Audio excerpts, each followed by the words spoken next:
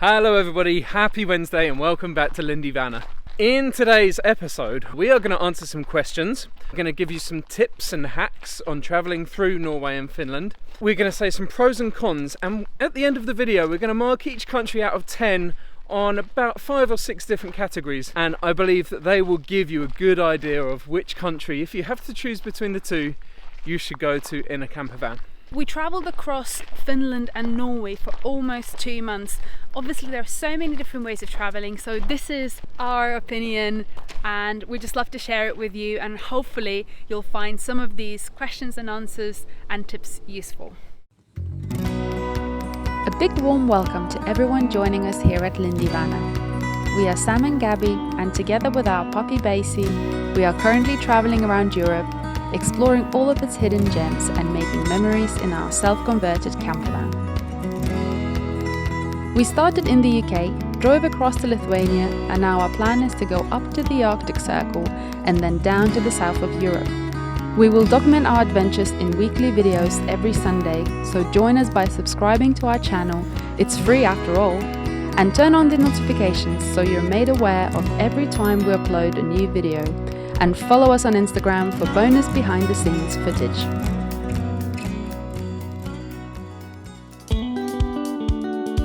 So as we said, the video is going to be split into 4 different sections. We're going to have a little Q&A section, tips and hacks on Norway and Finland.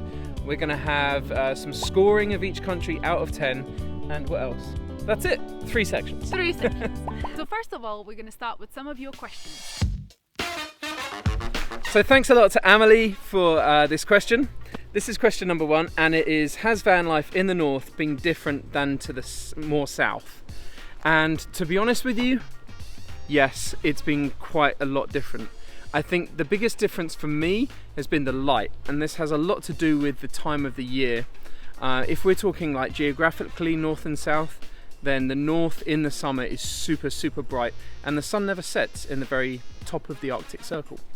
But apart from that, we've not really been in the south that much in this van. We've been travelling in the south years ago in our old van, but that was like 6 years ago, different van, no aircon. It was a very different experience. The question number 2 was from Ronald Aldous, and they asked, how do you pay for toll roads in Norway, and if we could send them a link. So the link will be down in the description. The way we set up our payments, we got AutoPass. This is an online website that you sign up, you enter your reg plate, and so they scan it automatically on all the toll roads and also ferries. The good thing about AutoPass is that you are able to get discounts. So the biggest discount that you can get is 40-50% of your ferry, so which is incredibly big saving, especially when traveling on small budget. The catch for that is that you need to create the account and then preload it with 3,000 NOK, which is about 300 euros. So they take the money as you travel from your account, preloaded ferry payments. Once you finish traveling, you might not, use up the whole 300 euros because that's quite a lot. I think the whole trip that we traveled from north to the south of Norway, we spent about 70 euros, which would have been 140, so we saved 50% of those costs. And if you don't use up the whole 300, they will refund you, so you need to fill out the form to close your account and they give you the money back. So our next question comes from Rob. Hi Rob, I know you're all the way in the States, so thanks so much for this question. You've actually given us 2 questions. So this is question number 1 from Rob. When do you plan to head to the Americas? Well Rob, that's a very good question. We would love to road trip in America. And to be honest with you, that is kind of on the cards at some point. We've got no plans, we've not paid for anything, we've not even looked up how much it's going to cost or how we're going to do it yet. But we do want to do it for sure one day. It is my dream to road trip America. We've been to the States a few times and absolutely love it. So yeah, can't wait to get there. Not sure when, not sure how. So obviously there's a couple of ways of doing it. We would either rent a van over there for our duration of the stay, or ship our van over to Canada and then go from Canada through the States and then down to Mexico, and perhaps sell the van in America. But that means that we need a left-hand drive van, and our British van, obviously we can't do that. So if we get a European van, convert that, ship it to Canada, do our road trip and then sell it while we're in the States, that might be the way to go. Also, third and final way, the way that I would love to do it and would be absolutely ideal, would be to do a van swap. So if there's anyone in the States that's watching this video and likes the look of our camper van and wants to travel Europe, then Lacey, come on. Then we would love to talk to you further because maybe we can swap our vans, we can travel America, and you can travel in Europe in our van. Excellent idea, I would love to do that as well. And the second question from Rob was, will there be any Lindy content on this channel? And yes, of course there will be. So we've just been dancing in Gothenburg, so that will be in our next video, so make sure to check that out. So Tanya is asking us, do we poo in our van? Well, these topics get out in the open very quickly between van lifers. So yes, we do poo in our van. We have a little porta potty and we have to empty once a week or so. Oh! Let's just say the chemical didn't dissolve it that much. You know how with orange juice you get like either smooth or with juicy bits? This is with juicy bits. We don't pee in the porta potty just to save the volume, so we have a separate pee bottle for the number ones and the porta potty for the number twos. And this setup really worked for us. We've been together a long time. We know each other really well. There's no boundaries in the van. Before we used to, remember, I used to like jump in the front of the van so Sam could have his space at the back or the other way around. But now, you know, everything's really close in the van, so it's not a problem for us. Also, a side note on that, in Finland and Norway, if you're worried about where to empty your toilet, which we can sometimes be a bit worried about in the UK, it's no problem whatsoever. You don't even need to like plan, oh, look up on Park for Night, like, oh, we need to get there to empty the toilet or whatever. You can literally rely on driving down the road and seeing a sign for emptying your waste from your camper van. They're everywhere, and yeah. First thing about Finland and Norway is that they're both super accommodating of camper vans. Our next question is from our dear friend Jonas, and he has asked us if we wash our hands with warm water. Well, the last time that we washed our hands with warm water, Jonas, was this morning in your flat, so thank you very much for that. But during the trip, we've not actually washed our hands with warm water for a long time because we don't have hot water in the van. We do, however, use public toilets when we can, and I think the last time we used hot water was in a public toilet in the Lofoten Islands. Apparently there's a gold-plated toilet. I want to see that toilet. Although this toilet I just use now, it was super fancy. It had toilet paper. Even had hot water. What a luxury to wash your hands in hot water. Okay, so our next question is from Dom. Thanks so much for the question, Dom. He's asking, what was he asking? What was the highlight of van trip so far? The highlight of our road trip so far through Finland and Norway for me has been probably seeing the midnight sun in the north of Norway. That's a pretty good one. For me, it has to be seeing the glacier in Norway and swimming in it. So if you want to see that adventure, check out our previous video. Thanks so much to everyone for your questions. Really appreciate them. And it's really interesting to see what you ask us and you know how you're interested in our trip. If you've got any more questions at all, if you didn't ask them in this video or even if you did, then please drop them in the comment section below. We really want to try and create some sort of two-way conversation with our YouTube channel. So yeah, leave them in the comment section below and we'll feature them in an upcoming video. Next category is tips and hacks for traveling both countries. We really struggled finding internet. I know this is maybe not the best solution, but it worked for us. When we were in Finland, we purchased Elisa SIM card, and that gives you unlimited internet in all of the Nordic and Baltic countries. So you can't buy Elisa anywhere else, so you have to get the actual SIM card when you're in Finland, but then when you run out, you can buy top-ups or new plans, extend it in other countries, because you can do it in their online shop. Next tip is finding places to park. Now, we use an app called Park for Night. If you've got a camper van, you need this app. You can get a free version, or you can pay £10, or is it €10? No, it's €13 or £10 for a year's subscription onto the app. And in my opinion, it's like more than worth it. You can get away with the free version, but the paid version, you can download maps, use them offline, and you get a bit more access to places. The way that I like to use Park for Night is to use the filters and search for places in the nature only. And then we found some amazing spots in both Finland and Norway. There'd be places with firewood, composting toilets, lakes. I mean, Norway, you can just pretty much park up where you want, and everywhere is similar in terms of the park ups. Because it's so mountainous, there's no forests to find nature spots by lakes. But in Finland, you can find some amazing spots that you wouldn't otherwise find if you didn't have Park for Night. You can also filter on Park for Night for places to empty your toilet, fill up fresh water, and all those sort of good things. So our next tip is, you know, we're traveling on a budget. We're traveling for like 6-7 months. So we need to make sure that every penny counts. So tip number 1 is buy your fuel in Norway on a Sunday or a Monday morning. It can be about 40 cents, euro cents, cheaper per litre if you buy it in these times.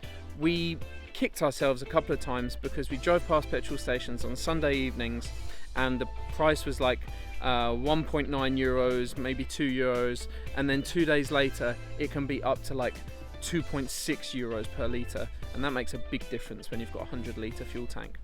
The second thing to bear in mind is supermarkets, where you buy your food from. In our opinion, Lidl in Finland and Rema 1000 in Norway, or Kiwi, were the cheapest places to get food from. Another tip for when you're traveling in Norway is make sure you look up tourist routes. It's a website where they have basically mapped out 18 routes that are not necessarily the main roads where Google sends you.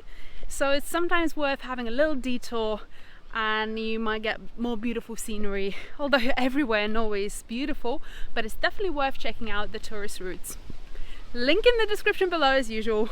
And last but not least, our final tip is if you're traveling in Norway, even in the summer, we were there in mid-August, which is like, I don't know, that's like the height of summer, right?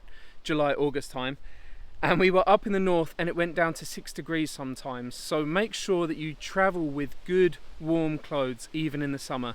We got our vacuum packed winter clothes out of the garage area in the van, our winter jackets, and we ended up putting them back away after like 2 weeks after that because we were in the south of Norway when it was warm. So yeah, just bear that in mind, don't get caught out.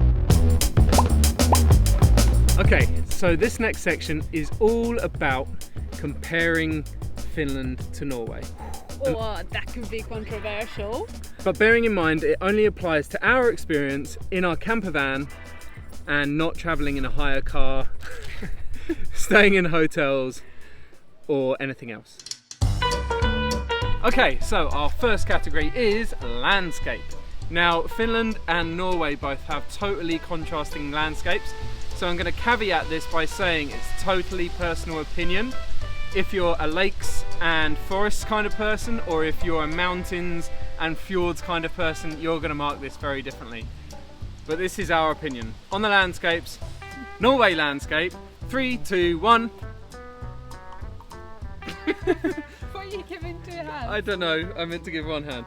So I gave 5, Gabi gave 5. That's 10 points for Norway. Yeah. For Finland, the landscape, we give 3, 2, 1. You only gave 3.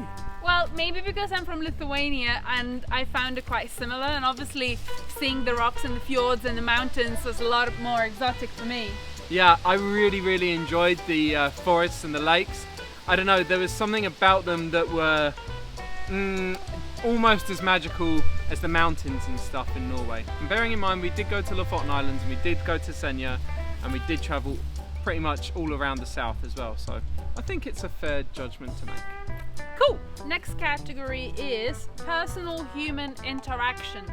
Now, what do we mean by this? Yeah, we didn't have many human interactions when we were in Finland or Norway because we didn't go to any bars and we didn't go to any coffee shops or anything. What's up, babe?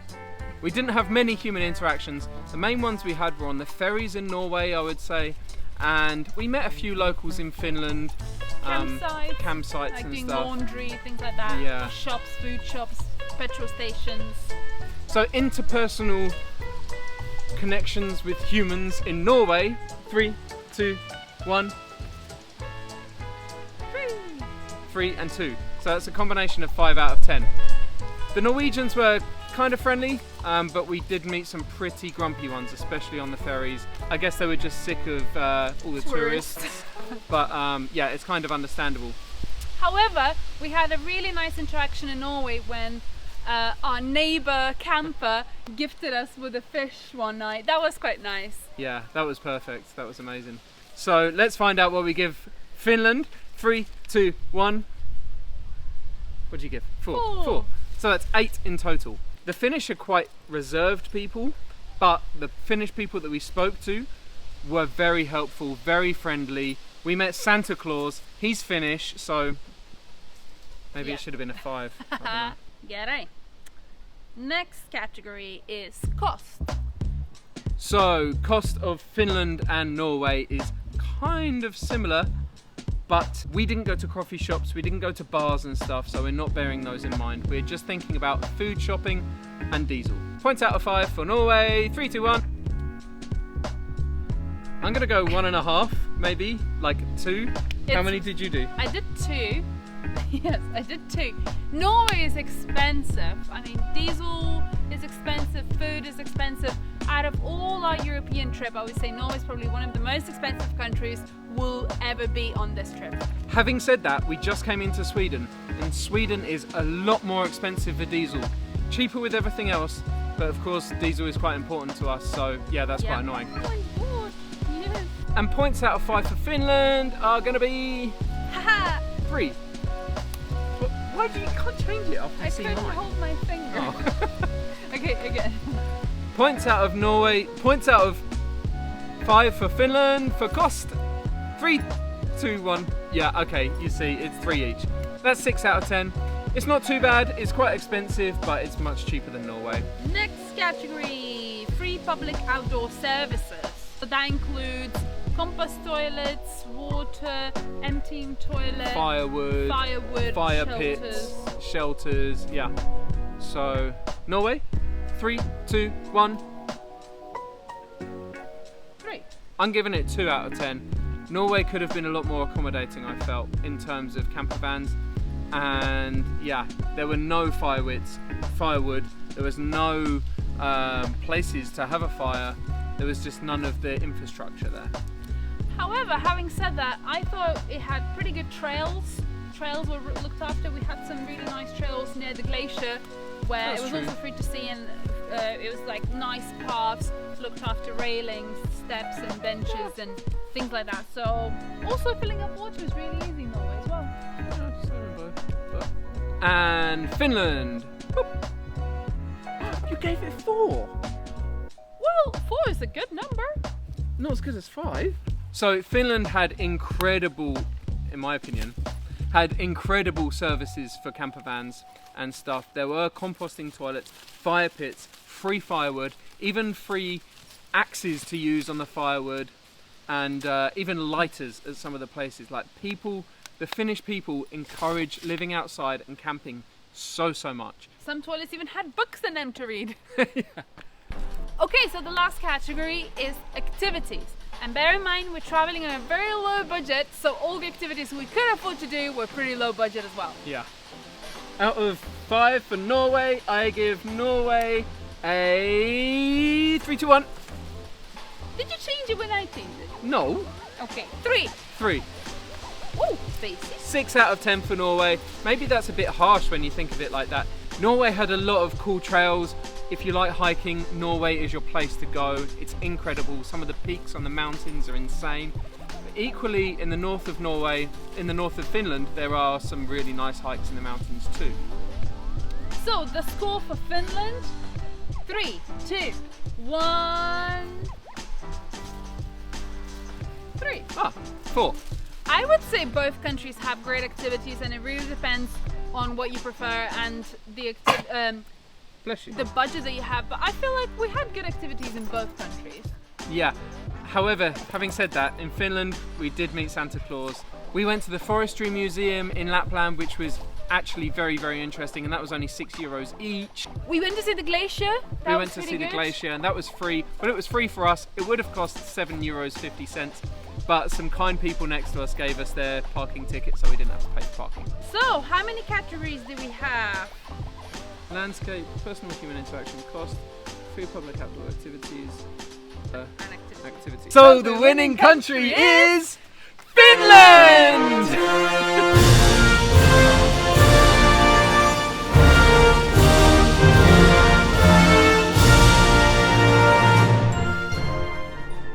Well, I hope you guys enjoyed today's video. We have summarized all the knowledge and everything we learned things that we liked and things that we maybe liked slightly less about both countries.